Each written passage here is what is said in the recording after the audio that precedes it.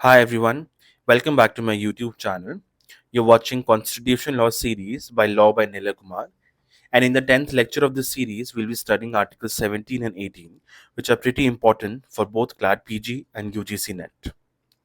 So let's start with Article 17. Article 17 का bare provision पहले पढ़ते हैं हम लोग. Abolition of untouchability. Untouchability is abolished and its practice in any form is forbidden.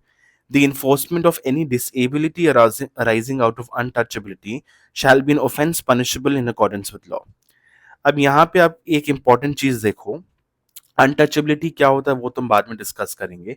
ठीक है, एक तो टर्म अनटचेबिलिटी जो है ये कहीं पे भी डिफाइंड नहीं है. ठीक है, तो ये हिस्टोरिकल प्रैक्टिस जो चला आ रहा है उसी के बेसिस पे हमें अनटचेबिलिटी समझना है. ठीक है. दूसरी चीज, इन्फोर्समेंट ऑफ एनी डिसेबिलिटी. यहाँ पे इन्फोर्समेंट ऑफ एनी डिसेबिलिटी का क्या मतलब है? बेसिकली आप किसी को डिसेबल कर रहे हो, मतलब आप किसी को डिसएडवांटेज कर रहे हो बाय प्रैक्टिसिंग अनटचेबिलिटी. ठीक है, अराइजिंग आउट ऑफ अनटचेबिलिटी. तो आप किसी को रोक रहे हो कुछ करने से. ये जो रुकावटें आप पैदा कर रहे हो किसी के लिए, that is an offence punishable in accordance with law.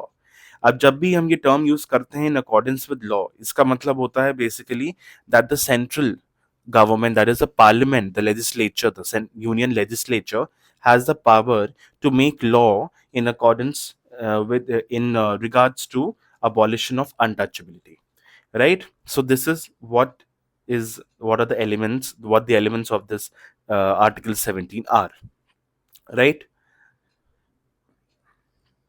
Now let's study Article 17 detail. So Article 17 has abolished untouchability and forbids its practice in any form. The enforcement of any disability arising out of untouchability is to be an offense punishable in accordance with law. Now to give effect to this, ये जो law की बात की जा रही है, parliament ने एक लॉ बनाया था 1955 में, जिसका नाम था, क्या था उसका नाम? Untouchability offences act of 1955. But इसको रीनेम किया गया था इन द ईयर 1976, जिसका अब नाम हो गया है protection of civil rights act of 1955. ये अभी भी एक्ट चला आ रहा है, राइट? अब जैसा कि मैंने आपको थर्ड पॉइंट पे आते हैं हम लोग. The word untouchability has not been defined either in the Constitution or in the Act because it is not capable of any precise definition. Right? It has, however, been held that the subject matter of Article 17 is not untouchability in its literal or grammatical sense, but the practice as it had developed historically in the country. इतने सालों से, पचासों हजारों सालों से जो चला आ रहा है उसे बोलते हैं, इसको छुआछूत बोलते हैं हिंदी में, राइट? तो अनटचेबिलिटी का आपको लिटरल सेंस में नहीं लेना है. अब मैं जैसे आपको एक एग्जांपल देता हूँ. मान लो किसी घर में आपकी किसी इंसान को कोई बीमारी हो जाती है, लेट्स से कोविड हो जाता है, तो आप उसको क्या करते हो? आप उसको क्वारंटीन में डालते हो. क्वारंटीन में डालते हो तो उनको उसको क्या कर रहे हो? सिक्लूड कर रहे हो. Now will this be counted as practice of untouchability? Will your family be considered to be practicing untouchability under Article 17? The answer is obviously no, because this is temporary seclusion. So there has to be some kind of seclusion. इतना तो हमें समझ में आ गया. इसको आप seclusion नहीं exclusion ले लो. There has to be some kind of exclusion.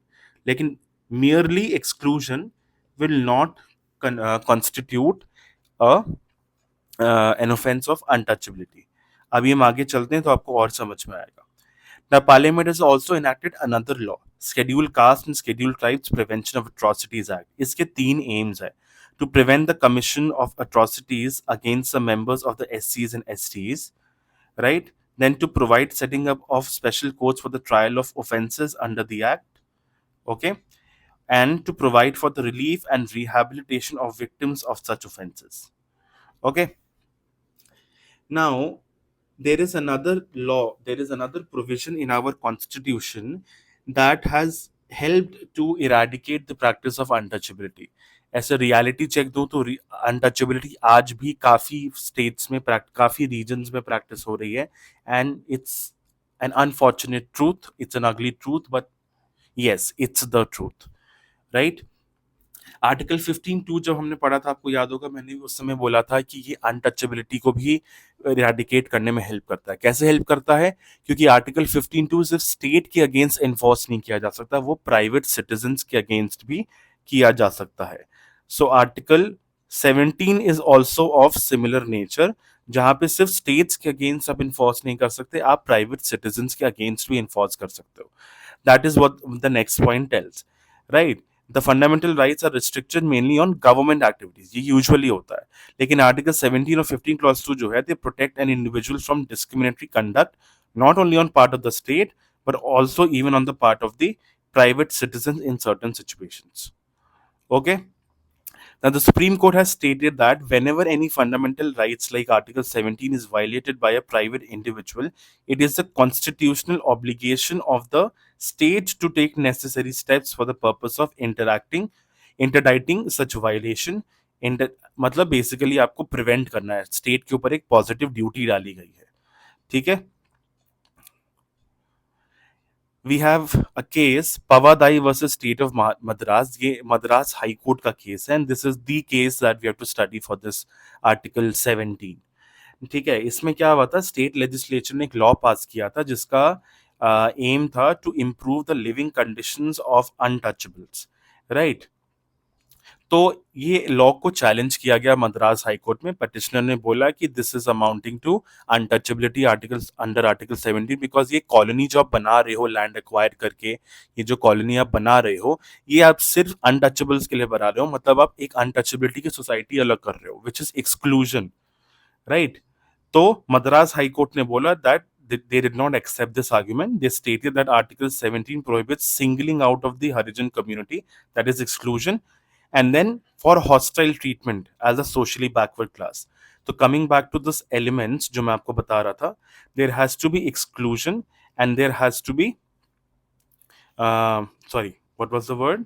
There has to be hostile treatment, any disadvantage or hostile treatment. ठीक है. तो एक्सक्लूजन ही सिर्फ एलिमेंट नहीं है, इसका एलिमेंट एनी हॉस्टाइल ट्रीटमेंट या कोई डिसएडवांटेज आपको दिया जा रहा है या कोई डिसेबिलिटी आपको दी जा रही है, वो भी इसका एक इंपॉर्टेंट एलिमेंट है आर्टिकल 17 का. तो मद्रास हाई कोर्ट ने ये आर्ग्यूमेंट रिजेक्ट किया. उन्होंने बोला that article 17 does is singling it is prohibiting singling out of the Harijan community, that is the untouchables, for hostile treatment as a socially backward community. But ये जो law है, ठीक है, it is only introducing a scheme for improving the conditions of living of such persons, right? Therefore, the law was upheld by the Madras High Court.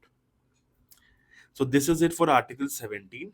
Let us now start with Article 18. This is even smaller than Article 17. इसमें पहले हम पढ़ते हैं इसका bare provision. Abolition of titles. Clause 1, no title not being a military और academic distinction shall be conferred by the state. तो कोई भी टाइटल अलाउड नहीं है to be conferred by the state, right. जैसे गवर्नर जनरल और इस तरह के जो भी टाइटल्स होते थे, गवर्नर जनरल ऑफ इंडिया, ये सब अलाउड नहीं है. ठीक है. बट एक्सेप्शन क्या है, मिलिट्री या फिर एकेडमिक डिस्टिंक्शन टाइटल जो होते हैं. Clause 2, no citizen of India shall accept any title from any foreign state. तो ये सिटीजन ऑफ इंडिया के बारे में है क्लॉज 2. क्लॉज 3 जो है ये फॉरेन सिटीजन के बारे में है, राइट. अभी इसका अगर आप फ्रेज पढ़ोगे, फर्स्ट फ्रेज, तो आपको समझ में आएगा. No person who is not a citizen of India. So any person is not a citizen of India shall be a foreign citizen, and such citizen is holding any office of profit or trust under the state. यहाँ पे जो state है वो India है. That person shall also not accept without the consent of the president any title from any foreign state. ठीक है. Obviously foreign citizens भी India के इंडियन सर्विसेज में आ सकते हैं. No person holding any office of profit or trust under the state. अब ये नो पर्सन की जो बात की जा रही है, ये सिटीजन्स और नॉन सिटीजन्स दोनों की बात की जा रही है, राइट. इसमें सिटीजन्स और नॉन सिटीजन्स दोनों इंक्लूडेड है. Another state shall, without the consent of the president, accept any present, emoluments मतलब पैसे, या office of any kind or under any from or under any foreign state. So Article 18(1) is prohibiting the state from conferring any title except a military or academic title, right? Exception क्या है, military या academic distinction. ठीक है. Military title में आपके आ गए colonel's, आ गए major, आ गया, राइट. और आपका एकेडमिक डिस्टिंक्शन में आ जाएगा पीएचडी, ओके, जिसके कारण आपका नाम के साथ लगता है doctor. Then Article 18 Clause 2 prohibits citizens of India from accepting any title from a foreign state. Right? 18 Clause 3, a foreigner holding any office of profit or trust under the state, under the Indian state, cannot accept any title from any foreign state without the consent of the president. So this is the important part, that is you need to remember, that is you have to take the consent of the president before doing anything like that. Okay, no person holding any office of profit under the state is to accept without the consent of the president any present, emolument, or office of any kind. This is the reiteration of the bare provision, right? Now, one interesting thing here to note is that just like unlike Article 17, Article 18 does not have any clause like what would happen if there is violation of Article 18. Right, अगर article 18 का violation आप करते हो तो आपके ऊपर क्या कोई पीनल प्रोविजंस लगेंगे, क्या पार्लियामेंट ऐसा कोई लॉ बनाएगी? बट द थिंग इज कि it is open to the parliament to decide, and the parliament ये ओपन कैसे है? Because of the residuary powers. Article 17 में तो स्पेसिफिकली पार्लियामेंट को दे रखी है पावर, तो वो सेंट्रल पावर है, सेंट्रल लिस्ट में मैटर आता है वो. लेकिन आर्टिकल 18 जो है इट इज ओपन, तो ये पार्लियामेंट जब भी कोई मैटर मेंशन ना हो स्टेट लिस्ट, सेंट्रल लिस्ट या कॉन्करेंट लिस्ट में, तो वैसे में उसको रेजिडुअरी पावर्स माना जाता है, और रेजिडुअरी पावर्स जो है वो पार्लियामेंट के हाथों में जाते हैं.